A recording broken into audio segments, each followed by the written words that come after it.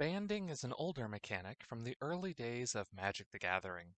The mechanic is memed by fans for being notoriously confusing, but the mechanic itself is not as difficult to understand as you might think. Hello, my name is Licity. I'm a gamer with a degree in how adults learn, and today we're going to take a comprehensive look at Magic's banding mechanic. Banding's reputation for being confusing is centered around its long reminder text and the legalese used by the official rules for Magic. The mechanic is mostly only seen in formats like Commander, where old and janky cards see more use. There can be a criticism that the mechanic tries to do too much, which leads to players not learning the ability. Tying this back to the overly complicated language used by Wizards of the Coast, and we can see that there is a barrier to entry on understanding the mechanic. Most confusion stems from either a rushed and oversimplified look of the mechanic, or players getting bogged down in the weeds. When does banding apply? How do I use this mechanic? And how does this work with XYZ other rules? So what does banding do?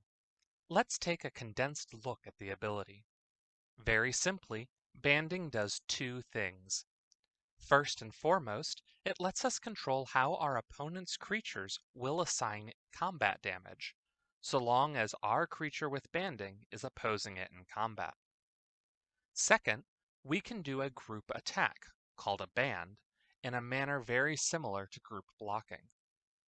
Banding does not matter for targeted spells or abilities, and it does not interact with non-combat damage. It also does not merge creatures together, which are all commonly held myths. I personally feel the banding rules text is written from the hardest concept first, so we're going to go through the ability in a more intuitive way. Let us start with understanding when banding actually matters, as this will inform us how it interacts with everything else in Magic, and give us the groundwork for understanding the ability. Banding only impacts combat. Specifically, the ability only matters in the declare attackers, declare blockers, and combat damage steps. There is one rules exception where banding interacts with a very specific instant speed effect in a weird way, and we will cover that example later on. Banding's most impactful element is on how combat damage gets assigned when there is a group block or a group attack called a band. If there is a creature with banding when a blocking group or blocked group would be dealt combat damage, then the banding creature's controller gets to assign their opponent's combat damage within that group. Let's look at an example. Our opponent is attacking us with a large creature, like this 10/10. As part of Magic's general rules, we can group block with several creatures, say these 5/2/2 bear tokens, and our Banalish hero, a 1/1 who has banding. Our opponent has enough damage that they could kill all 5 of our bear tokens under normal circumstances. But because of banding, we are the ones who get to assign our opponent's combat damage within this group, and we can choose to have them deal all 10 of their damage to only a single bear. Banding mostly only matters when we reach the combat damage step. If our opponent responds to the declared blockers by killing our Banalish hero, then we won't be able to benefit from banding, unless we can give one of our bear tokens banding before damage is dealt. There are more strategies we can do with this ability to distribute our opponent's damage, but for now, let's keep learning about banding. You can group attack with banding in a similar method as to how you group block an opponent's creature. This group attack is referred to as a band. To form a band while attacking, we've got a few additional rules to follow. First, an attacking band needs to have 2 or more creatures. At least one of those creatures must have banding, and no more than one non-banding creature can join. Finally, all of the creatures within a band must be attacking the same target. Let's look at another example. We have 5 creatures, 2 4/4 elemental tokens, and 3 Icatian phalanxes, which are 2/4 soldiers with banding. Our opponent has a 6/6 worm that they will use to block our attack. We could swing all out and lose a creature each combat, but with banding, we can form a band that can survive being blocked. We could band 3 soldiers together, or 1 elemental with 1 or more soldiers, form 2 different bands with 1 elemental and 1 soldier each, or do 2 bands of 2 and 3 creatures like this. Because the elementals do not have banding, they cannot form a band with each other. Something to keep in mind as you form bands. If an opponent could assign a blocker to block any individual creature within the band, then it can block the entire band. Evasive abilities like flying, protection, or land walk only matter for blocking purposes if every creature in the band has them. For example, we are attacking with a Gastlord of Fugue, a 4/4 that is normally unblockable, in a band with our 2/4 Icatian Phalanx, who has banding. Our opponent is able to block this band with their 6/6. While the worm could not normally block the unblockable spirit, it could still block the soldier, allowing it to block all of the creatures within the band at once. When we reach the combat damage step, our band has enough combined power to deal lethal damage to the worm, and enough toughness that we can spread out the worm's damage without losing a creature. If you are a seasoned Magic player, here is a deeper breakdown of banding's state-based checks within the rules. First, the rules check for the banding ability at the time you form a band, which is during the Declare Attackers step. Once a band has been formed, it is too late to respond to prevent it from forming. Second, a creature can only be removed from a band if it leaves combat or when the combat phase ends. Finally, when combat damage is being assigned, the rules check for the banding ability. They do not check for the existence of a band. Which brings us to that one rules exception from earlier. If any creature within a band becomes blocked, for any reason, then all the creatures within that band become blocked. This is the only situation in which banding rules apply versus a potential instant speed effect.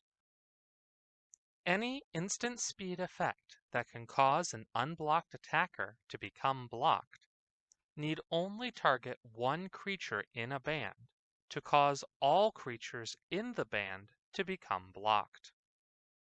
There is a variation on banding called Bands with Other. This ability gives the creature banding only under certain circumstances, usually when it group blocks or is in a band with another qualifying creature. And that's it for the basics of banding. We're going to now cover some rules interaction questions. First up is First Strike. If we remember 2 things we already learned about banding, then we know all the interactions here. First, each creature within a band is still its own separate creature, so we're going to resolve First Strike damage only from the creatures within the band that deal First Strike damage. Second, we only get to control our opponent's damage if a creature with banding is present at the time combat damage is assigned. So if we lose our creature with banding during the First Strike combat damage step, we lose the benefits of banding for the normal combat damage step. Next, let's look at Deathtouch. If we have a creature with Deathtouch within our band, only the damage caused by the creature with Deathtouch gets the Deathtouch benefits. Remember, Each creature within the band is its own permanent and deals its own separate combat damage. If a creature with Deathtouch is opposing our band, we get to choose where its Deathtouch damage goes to. Since it would be bad to hit multiple of our creatures with Deathtouch damage, it is usually best to use the scapegoat strategy and funnel all the Deathtouch damage to a single creature. Flying, shadow, horsemanship, and other evasive abilities. We've already covered that if at least one creature in a band can be blocked, the entire band can be blocked. There are some players who can confuse this the other way around. Banding does not grant any special ability to block creatures that could not normally be blocked. All creatures in a group block must still be legal blockers for our opponent's creature. A non-flying creature with banding cannot be assigned to block a flying attacker just because another creature with reach is already blocking it. A confusing rules interaction occurs with Trample.